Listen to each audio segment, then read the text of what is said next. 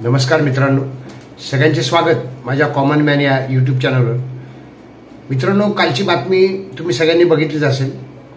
म्हणजे लक्ष्मण हाके जे मराठा आरक्षणाचे जे आंदोलन सुरू होते त्यावेळी ज्यांनी ओबीसींचं आंदोलन सुरू केलं आणि ओबीसींमधून मराठा आरक्षण देता कामा नये अशी भूमिका घेतली होती, त्याबद्दल म्हणजे त्यांनी उपोषण देखील केलं होतं। जसं मनोज जरांगे उपोषणाला बसले होते मराठा आरक्षणासाठी, तसंच लक्ष्मण हाके देखील बसले होते।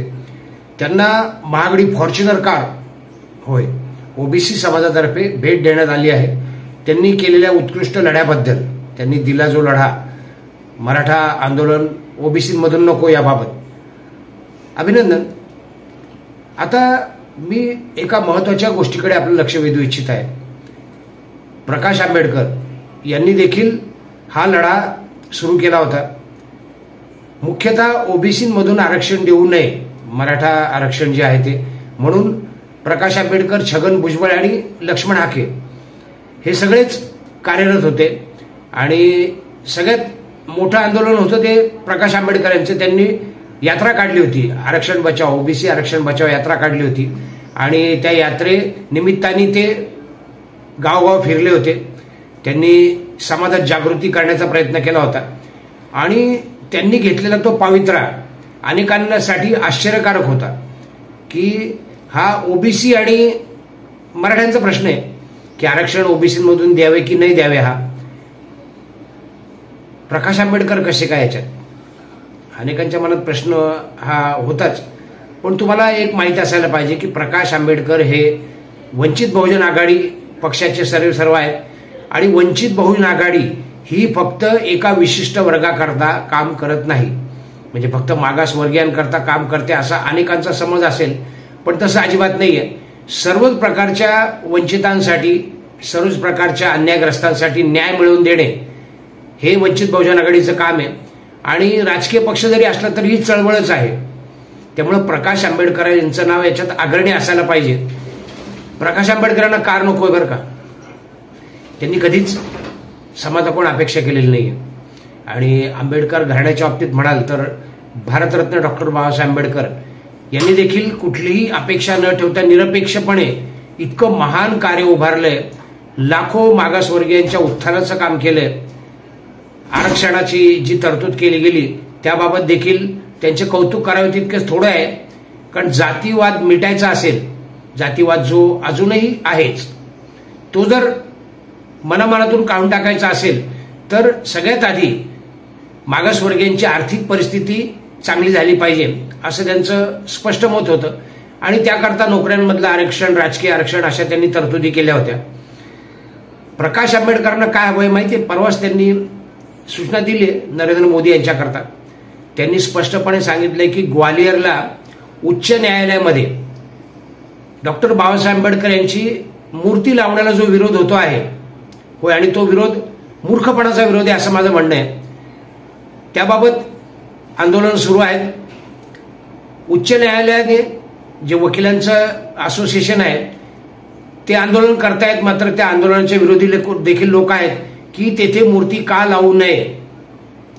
याची अनेक कारणं सांगितली जातात। पहिलं कारण म्हटलं जाते की ती मूर्ती अचानक आली, तेथे वकिलांना, बार असोसिएशनला काही पूर्वकल्पना न देता तेथे मूर्ती स्थापित केली जावी असं त्यांना कळलं आणि अचानक मूर्ती आली। जवळजवळ एक दिवसभर ती क्रेन आणि ती मूर्ती त्या उच्च न्यायालयाच्या आवारातच होती। आता यावर अनिल मिश्रा या वकिलांनी जो काही युक्तिवाद केलाय तो संताप आणणार आहे। हो, तो युक्तिवाद संताप आणणार आहे। म्हणजे जर उद्या तुम्हाला कोणी म्हटलं की गुजरातचा विकास नरेंद्र मोदींनी केला नाही, तर गुजरातचा विकास हा गुजरातचे सरकारी कर्मचारी, गुजरातचे अधिकारी आणि गुजरातच्या नागरिकांनी केला आहे, तर तुम्ही हसाल। स्वाभाविक आहे, गुजरातच्या विकासाचे श्रेय नरेंद्र मोदी यांना जाते।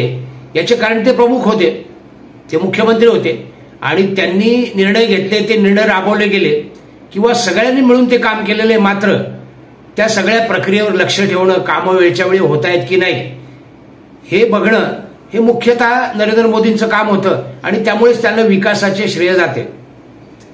हे स्वाभाविक आहे की कुठल्याही एखाद्या व्यक्तीला एखाद्या गोष्टीचे श्रेय जाते याचं कारण ती व्यक्ती सगळे करते असं नाही, तर ती व्यक्ती राबवून घेते, ती व्यक्ती प्रमुख असते, ती व्यक्ती निर्णय घेणारी असते आणि मुख्य म्हणजे ती व्यक्ती जबाबदार असते. जर त्या गोष्टीमध्ये काही बिघाड झाला तर त्याकरता जबाबदार त्या व्यक्तीला ठरवलं जातं. तसंच आहे, भारतीय राज्यघटना ही भारतरत्न डॉक्टर बाबासाहेब आंबेडकर यांनी लिहिली नाही असं जे अनिल मिश्रा म्हणतायत ते साफ चुकीचं आहे. एका अर्थी काही लोक म्हणतील की होय बरोबर आहे, त्यांनी नाही लिहिलेली, कारण घटना समिती होती आणि त्या समितीचे ते अध्यक्ष होते आणि त्या नात्याने त्यांना तो सन्मान जातो. पण समितीचे अध्यक्षपद ही खाऊ खायची गोष्ट नाही आहे, कारण इतकी मोठी राज्यघटना, इतक्या मोठ्या देशाची, इतक्या मोठ्या लोकसंख्येची राज्यघटना हे एकटा माणूस लिहिणारच नाही कोणी. मात्र त्यावर देखरेख करणे किंवा तो मसुदा तपासणे, ती घटना जी लिहिली गेली आहे त्यातल्या तरतुदी योग्य पद्धतीने अभ्यास करून, होय ते नुसतं असं नाही की घटना बघितली आणि त्यांनी सांगितलं हो मंजूर करा, अजिबात नाही. पहिले कायदे मंत्री म्हणून भारतरत्न डॉक्टर बाबासाहेब आंबेडकर यांनी ती जबाबदारी घेतली होती आणि ती त्यांनी पूर्णपणे पार पाडली त्या समितीच्या अध्यक्षपदी राहून. त्यावेळी त्यांना अनेक रात्र जागावं लागलंय, खूप अभ्यास करावा लागलाय, वेगवेगळी कलमं ज्या ज्या तरतुदी आहेत संविधानामधल्या त्या सगळ्या बारकाईने तपासाव्या लागल्या आहेत. त्यात कोठे जर चूक राहिली तर ती देशाला पुढे अडचणीत आणू शकते किंवा अडचणीचं ठरू शकतं हे त्यांना पक्क माहीत होतं. आणि उच्च शिक्षण घेतलेले विद्वान भारतरत्न डॉक्टर बाबासाहेब आंबेडकर यांनी घटना लिहिली नाही असं म्हणजे ते काय कागद पेन घेऊन लिहायला बसले नव्हतेच, पण त्या समितीचे अध्यक्ष होते, त्यावर देखरेख करत होते आणि त्यांचं मत महत्वाचं होतं. त्यामुळे स्वाभाविक आहे की त्यांना श्रेय जायला पाहिजे. मग त्यांची मूर्ती लावण्याकरता विरोध करणारे हे मनोवादी कोण आहेत? म्हणजे एखादी मूर्ती देखील तुम्हाला खटकू शकते. राज्यघटना किंवा कायदे ज्यानुसार चालतात त्या उच्च न्यायालयामध्ये जर डॉक्टर बाबासाहेब आंबेडकर यांची मूर्ती असेल तर कोणाचं नुकसान होणार होतं, कोणाला काय समस्या येणार होती? म्हणजे मला शंका येते की राज्यघटनेचे श्रेय किंवा संविधानाचे श्रेय आता यापुढे भारतरत्न डॉक्टर बाबासाहेब आंबेडकर यांना जाऊ नये असा प्रयत्न सुरू आहे की काय? होय, आणि ते श्रेय त्यांच्याकडे आहेच, पण फक्त ते घटना समिती अध्यक्ष किंवा घटनेचे शिल्पकार म्हटले जाते म्हणून थोर नाही येत बरं का. त्यांनी अतिशय संघर्ष करून, अतिशय गरीब परिस्थितीतून संघर्ष करून शिक्षण घेतलेलं आहे. त्याचप्रमाणे त्यांनी मागासवर्गीयांसाठी इतकं मोठं काम केलेलं आहे की लाखो, करोडो म्हणेन मी, करोडो मागासवर्गीयांची जीवन आज त्यांच्यामुळे बदललेली आहेत. आणि अशा थोर माणसाच्या मूर्तीला जर विरोध करणार असाल तर तो तद्दन मूर्खपणा आहे आणि नरेंद्र मोदींनी याची दखल घेतली पाहिजे असं प्रकाश आंबेडकर म्हणालेले आहेत. बघूयात, प्रकरण आहे अजून सुरू, पण कार नकोय बरं का प्रकाश आंबेडकरांना. लक्ष्मण हाकेंना कार दिली याबाबत माझं काही वाईट म्हणणं नाही किंवा मला काही म्हणायचं नाहीये, त्यांचा प्रेमाची भेट होती. पण हे आंदोलन देखील प्रकाश आंबेडकर यांनीच पुढे नेलं होतं, ओबीसी आरक्षण बचाव, आणि त्याकरता त्याचं श्रेय त्यांना देखील जायला हवं. एवढं लक्षात ठेवा, प्रकाश आंबेडकर कार नाही मागणार, पैसे नाही मागणार, त्यांना मत दिलं तरी पुरेसे बरं का.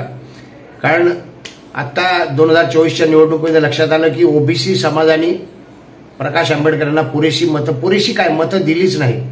म्हणजे आंबेडकरवादी जो वर्ग आहे, प्रकाश आंबेडकरांचे समर्थक आहेत, त्यांनीच ठामपणे प्रकाश आंबेडकरांना मते दिली आहेत. बाकी लोकांनी प्रकाश आंबेडकर यांना किंवा वंचित बहुजन आघाडीला मतांपासून वंचित ठेवलेलं आहे. तेव्हा आता तरी आपल्या न्याय हक्कांसाठी कोण लढत आहे ते लक्षात घ्या आणि योग्य अशा व्यक्तीला मत तरी द्या. त्यांना प्रकाश आंबेडकरांना कार नकोय हे आपल्या सगळ्यांनाच माहिती आहे. निस्वार्थीपणे, निरपेक्षपणे, स्वाभिमानाने काम करणारे नेते आहेत. व्हिडिओ आवडला असेल तर लाईक करा, शेअर करा, सबस्क्राईब करा. भेटूयात नवीन व्हिडिओत कॉमन मॅनसह. धन्यवाद.